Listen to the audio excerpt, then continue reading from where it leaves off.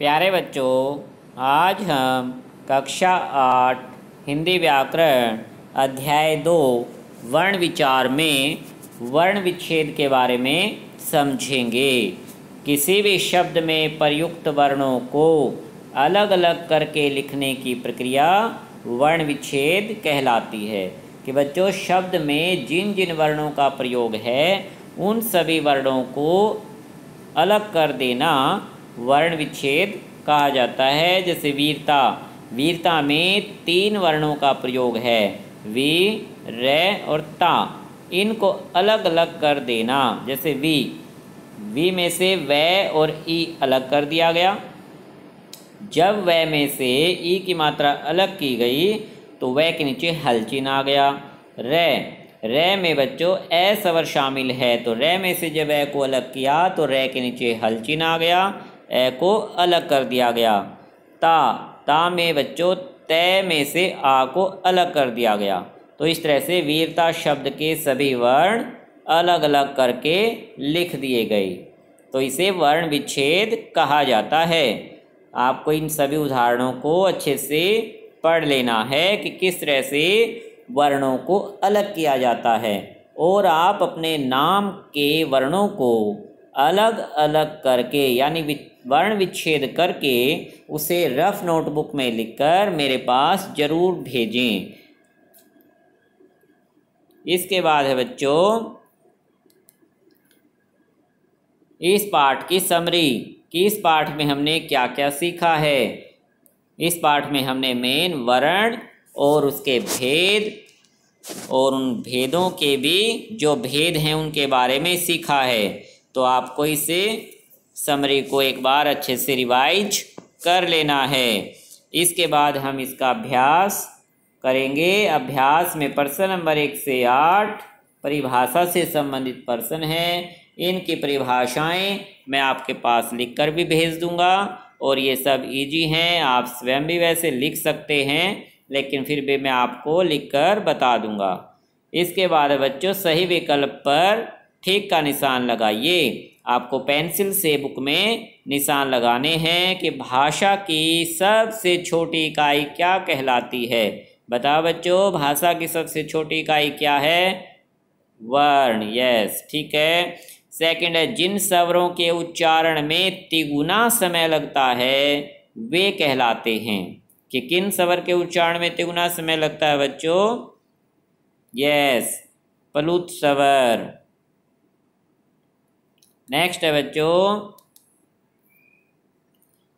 2 व्यंजनों के मेल से बने व्यंजन क्या कहलाते हैं? कि जब 2 व्यंजनों का आपस में मिलाया जाता है तो उससे जो नया व्यंजन बनता है उसे क्या कहते हैं बच्चों? यस, संयुक्त व्यंजन। अब यहाँ थोड़ा सा एक डाउट है बच्चों कि द्वित्व व्यंजन भी 2 व्यंजनों से मिलकर बने होते हैं, लेकिन वो दोनों व्यंजन समान होते हैं। यहाँ प्रश्न में केवल लिखा था 2 व्यंजनों के मेल से। अगर लिखा होता 2 समान व्यंजनों के मेल से बने व्यंजन, तब हमारा आंसर क्या हो जाता? द्वित्व व्यंजन। लेकिन अब आंसर क्या है? संयुक्त व्यंजन।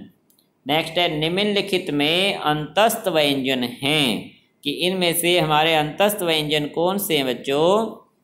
यस, ये रे हमारे अंतस्थ व्यंजन हैं। इसके अलावा बाकी की नॉलेज भी हमें होनी चाहिए कि ये कौन से व्यंजन हैं। यस, ऊष्म व्यंजन हैं। ये 4 कौन से हैं? यस, संयुक्त व्यंजन हैं। क ख ग घ ये कौन से व्यंजन हैं? यस, स्पर्श व्यंजन हैं। तो आपको पूरी नॉलेज होनी चाहिए वर्ण के बारे में। नंबर 5 है, अंग तथा अ कहलाते हैं। कि इन दोनों को क्या कहते हैं? अंग में जो बिंदी है वो अनुस्वार होती है, अ के आगे जो विसर्ग हैं 2 बिंदियां हैं वो विसर्ग होते हैं, लेकिन इन दोनों को क्या कहते हैं बच्चों? यस, अयोगवा कहते हैं। नेक्स्ट है बच्चों, निम्नलिखित वाक्यों में रिक्त स्थानों की पूर्ति। कोष्ठक यानी ब्रैकेट्स में हमें 2 वर्ण दिए गए हैं या 2 शब्द दिए गए हैं। उचित शब्द से हमें खालिस्तान की पूर्ति करनी है। नंबर 1 है सभी व्यंजनों के साथ डैश की मात्रा जुड़ी रहती है। तो किसकी मात्रा जुड़ी होती है बच्चों सभी व्यंजनों के साथ, ए की या आ की? यस, ए की मात्रा जुड़ी होती है। जैसे कै, खे, गे सभी में ए शामिल होता है। नेक्स्ट है से, से है खालिस्तान व्यंजन कहलाते हैं। अंतस या उषम? यस, उषम व्यंजन। नेक्स्ट है विसर्ग लगे शब्दों का उच्चारण डैश की तरह होता है कि जिन शब्दों के आगे विसर्ग लगे होते हैं उनका उच्चारण यानी विसर्ग की जो ध्वनि है उसका उच्चारण किसकी तरह है, वे या है? यस, है की तरह। नेक्स्ट है जिन स्वरों के उच्चारण में मूल स्वरों से दुगना समय लगे। मूल स्वर का मतलब क्या है यहाँ पर, हर्षव स्वर। हर्षव स्वर से दुगना समय लगे वे डैश स्वर कहलाते हैं। हर्षव या दीर्घ? यस, दीर्घ स्वर। नेक्स्ट है वर्णों के व्यवस्थित समूह को डैश कहते हैं कि जब वर्णों का व्यवस्थित समूह बना दिया जाए तो उसे क्या कहेंगे, वर्णमाला या व्यंजन? यस, वर्णमाला। तो जो सही शब्द है बच्चों उसे आपको इन खालिस्तानों में पेंसिल से फिल करना है। नेक्स्ट है बच्चों निम्नलिखित शब्दों पर अनुस्वार, अनुनासिक, विसर्ग तथा अ का प्रयोग करके उचित शब्द बनाइए। ये अ की ध्वनि होती है आ और ओ के बीच की। जैसे फर्स्ट है हाल। हाल में हम क्या लगा सकते हैं, अनुस्वार यानी बिंदी। अनुनासिक होता है चंद्र बिंदु। विसर्ग होता है दो बिंदियाँ और ओ की ध्वनि में चांद। तो किस का प्रयोग करें हाल पे, चांद का। तो हाल को क्या लिख सकते हैं, होल। तो इस तरह से आपको उचित ध्वनि का प्रयोग कर देना है। डॉक्टर के ऊपर क्या लगाएंगे, अ की ध्वनि चांद। गंगा में क्या लगाएंगे, अनुस्वार। बिंदी में क्या आ जाएगा, अनुस्वार। प्रात्यय में यस विसर्ग। तय के आगे दो बिंदियाँ। चांद में क्या आता है, अनुनासिक चंद्र बिंदु आएगा। दांत में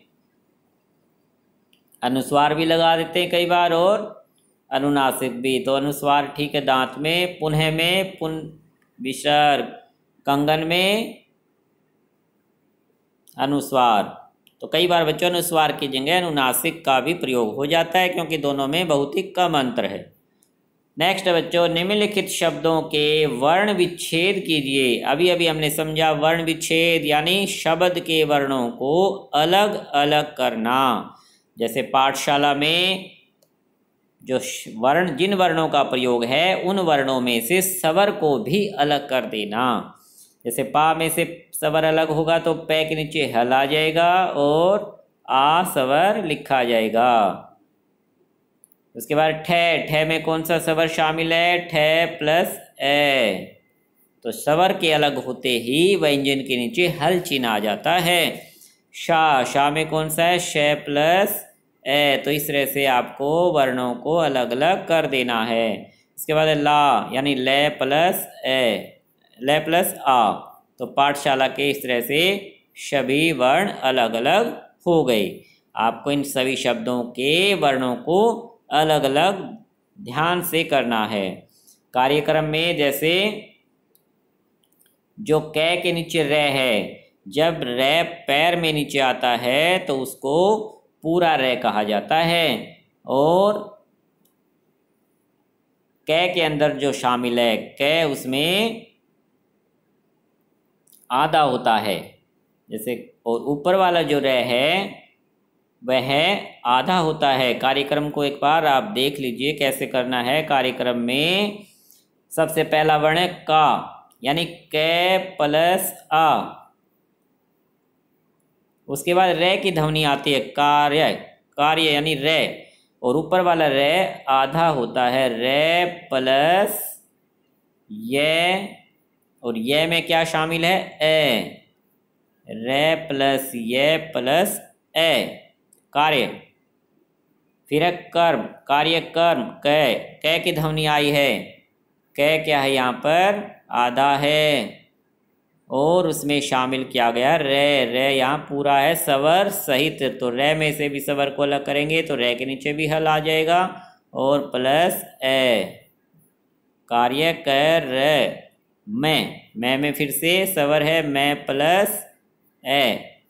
तो इस तरह से आपको व्यंजन में से स्वरों को भी अलग कर देना, यानी सभी वर्णों को अलग अलग करके लिखना वर्ण विच्छेद कहलाता है।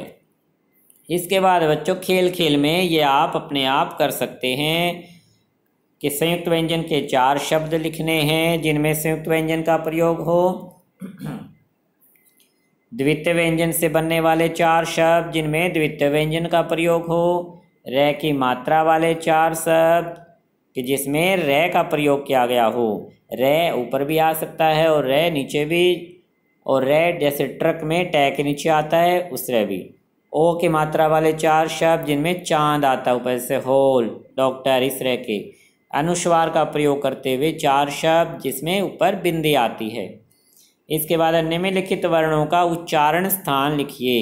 इसके लिए हमने पूरी एक टेबल की थी, उच्चारण स्थान तालिका, जो टेबल में से देखकर आपको इन सभी के उच्चारण स्थान लिख देने हैं।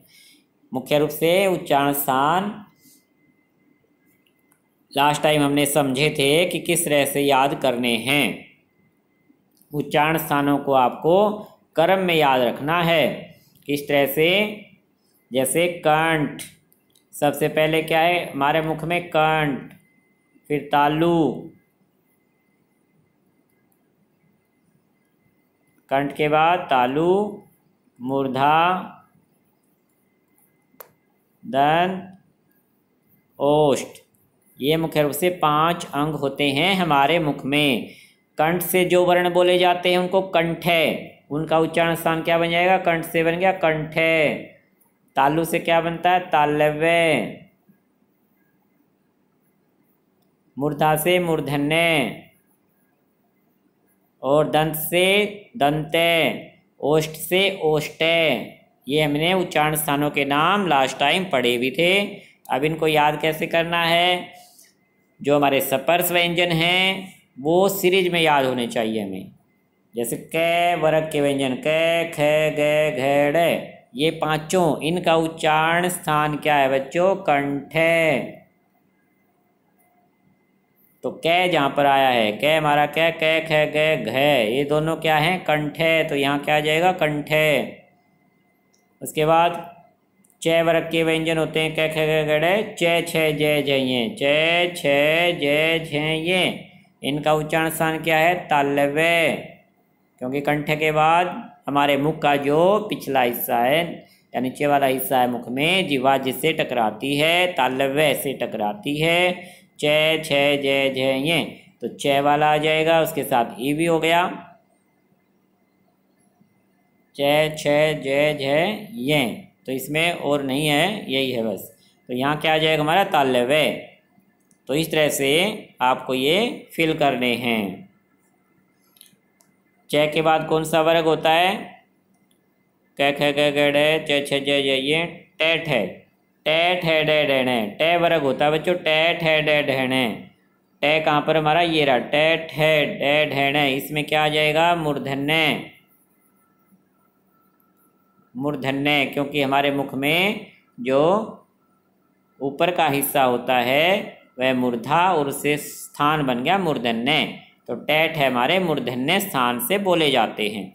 टे वर्ग के पास टेठ है, ड, ढ, तय, तय वर्ग होता, तय थ, द, दन। तय थ की जब ध्वनि आती है तो हमारी जीवा दांतों से टकराती है, तो इनका उच्चारण स्थान क्या है, दंते। दंते, दंत के बाद आता होठ, यानी हमारे ओष्ठ।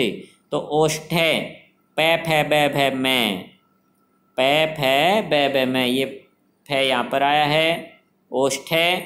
और बै और मैं नंबर 5 में यहाँ पर है, बै और मैं कि हमारे होठ आपस में मिलते हैं।